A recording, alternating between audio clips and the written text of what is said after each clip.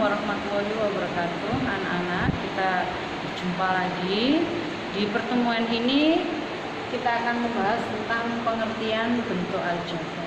Mari kita perhatikan ilustrasi di papan ya.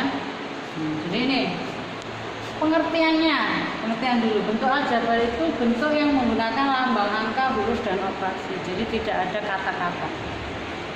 Misalnya ada yang cerita seperti ini, Pak Santo membeli 3 kardus buku matematika dan 5 buku matematika. Sedangkan Bu Sri membeli 2 kardus buku matematika, tapi di satu kardus diambil 3 buah buku matematika. Cerita ini kalau kita buat ilustrasinya seperti ini. Jadi 3 kardus, Pak Santo beli 3 kardus, ditambah 5 buku matematika. Sedangkan Bu Sri beli 2 kardus, tapi di satu kardus ini diambil 3 buku. Ini minus, yang ini plus. Berapa banyak buku matematika di kardus ini? Ini dianggap isinya sama ya, karena satu toko. Tidak tahu, kita tidak tahu berapa isinya buku di kardus ini. Nah, ini biasanya menggunakan lambang huruf, bisa A, B, C, D. Misalnya kita gunakan X. Jadi ini X, ini X, X. Itu melambangkan sesuatu yang belum diketahui berapa jumlahnya. Ya. Jadi kalau Pak Santo ini dibuat bentuk aljabarnya, maka X-nya ada berapa? Ada 3. Jadi 3X plus 5. 5 kan jelas 5 buku ya. Kemudian Bu Sri itu berarti 2X minus 3. Jadi ini yang disebut dengan bentuk aljabar. Jadi bentuk-bentuk yang menggunakan lambang, ada angka, huruf, ada operasi. Namanya bentuk aljabar. Sekarang kita membahas unsur-unsur bentuk aljabar. Kita kan tadi memiliki 2 bentuk aljabar ini ya, 3X. Jadi kalian perhatikan ini ada lambang huruf ini yang menyatakan sesuatu yang belum diketahui, itu kita sebut sebagai variabel. Variabel itu menggunakan lambang huruf ya, huruf yang melambangkan sesuatu yang belum diketahui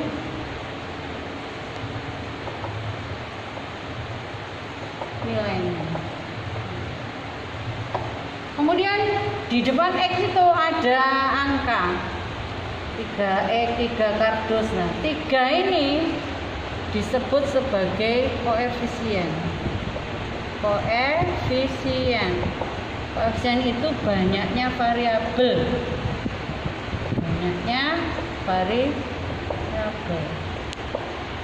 Sedangkan yang terakhir ini nilai tetap.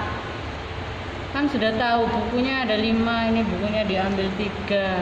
Jelas ya, ini kita sebut sebagai konstanta. Nilai tetap. Nah, nilai ini tidak akan berubah ya, tetap seperti itu. Jadi itu ya, unsur pembentuk aljabar itu ada 3, ada variabel, ada koefisien, dan ada konstanta. Kemudian macam-macam bentuk aljabar. Ada bentuk aljabar ini terdiri dari satu suku. Ya, ini satu suku. Disebut monomial. Sedangkan ini ada 2 suku. Jadi suku itu dipisahkan oleh tanda penjumlahan atau pengurangan ya. Jadi ada 2 ini. Berarti ada 2 suku. 2 suku binomial. Siapa saja sukunya? Yaitu 2Y dan 7Z. Sekarang yang ini ada 3 suku. 1, 2, 3. 3 suku. Disebut trinomial. Sukunya apa saja? Min 5, 2A, dan min 5B. Sedangkan suku-suku yang lebih dari 3, bisa 4, 5, itu kita sebut sebagai polinomial. Jadi banyak suku ya.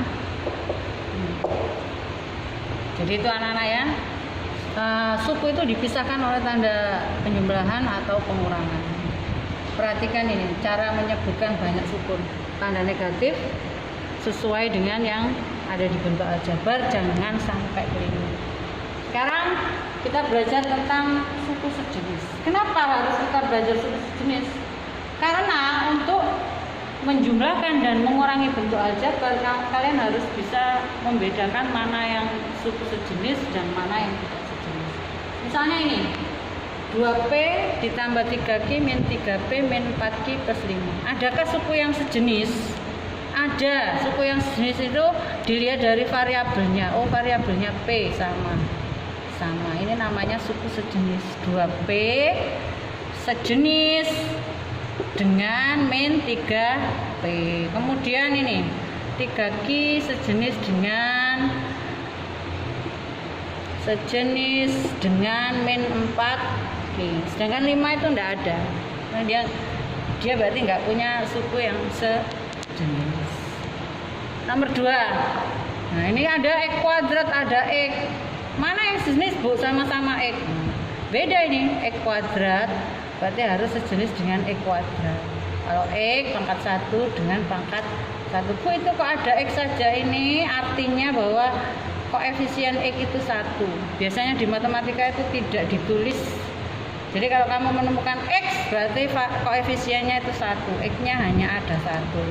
Kalau begini kan X-nya ada min 3 ya. Jadi mana yang sejenis? 2X kuadrat dan min 3X kuadrat. Min 3X dan min X ini sejenis. Kemudian yang ini kok ada 2 huruf, Bu? Ya bisa ini. Ini enggak sejenis dengan ini meskipun P ada di sini.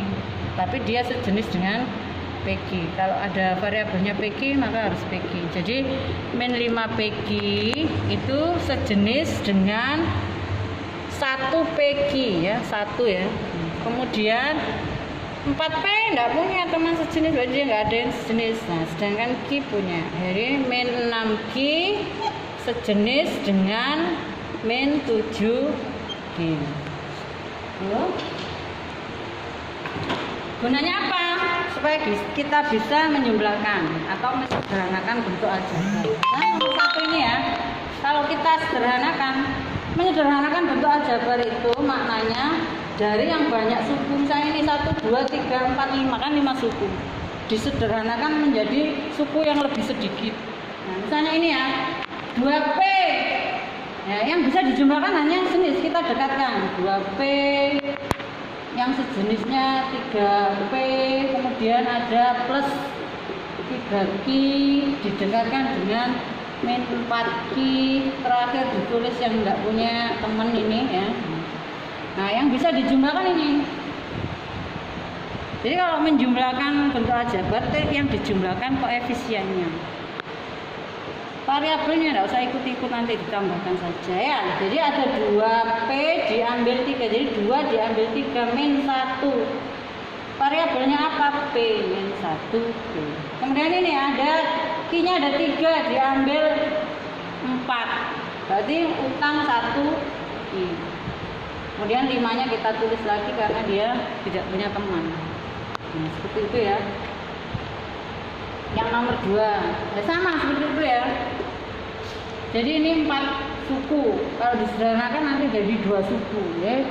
2X kuadrat minus 3X kuadrat didekatkan ya, min 3X min 1X. 2 diambil 3 min 1X kuadrat min 3X min 1X. Jadi utang 3, utang lagi 1, berarti utangnya 4X. Ya, untuk nomor 3 kamu coba sendiri di rumah ya. Sekarang ini ada contoh soal. Saya punya bentuk aljabar 8X min 3Y plus 7. Kemudian kamu disuruh menentukan variabelnya apa saja. Jadi variabel itu kamu cari hurufnya di situ. Oh, ada X, ada Y. Berarti variabelnya X, dan Y. Kemudian ditanya koefisien X. Koefisien itu banyaknya X, oh ada 8. Koefisien Y banyaknya Y, oh ada min 3. Jangan lupa minusnya ya. Konstantanya berapa? Konstantanya 7. Kita lanjutkan soal nomor 2, yaitu 2x minus 5y plus 7x plus 2y. Tentukan suku-suku yang sejenis. Ya, saya ingatkan lagi, suku-suku yang sejenis adalah suku yang memiliki variabel yang sama. Nih, sejenis ya. Jadi 2x sejenis dengan 7x. Kemudian minus 5y sejenis dengan plus 2y. Suku sejenis ya. Jadi ingat-ingat, suku sejenis itu adalah suku yang memiliki variabel yang sama. Nah, kalau variabelnya sama, maka bisa dijumlahkan atau dikurangkan karena sejenis. Kalau nggak sejenis nggak bisa dijumlahkan. Kemudian yang ketiga, sederhanakan. Jadi ada bentuk aljabar yang terdiri dari 1, 2, 3, 4, 5, 6 suku. Kita akan sederhanakan menjadi suku yang lebih sedikit. Nah, caranya apa? Ya cari yang sejenis. Oh, ini konstanta, sejenis dengan konstanta, sama kan? Maka ini kita dekatkan minus 8 nih, kita dekatkan. Lanjutnya plus 10p. Mana yang sejenis? Oh, ini 1p, kita dekatkan 1p. Kemudian minus 2q. Kita dekatkan dengan plus 7q.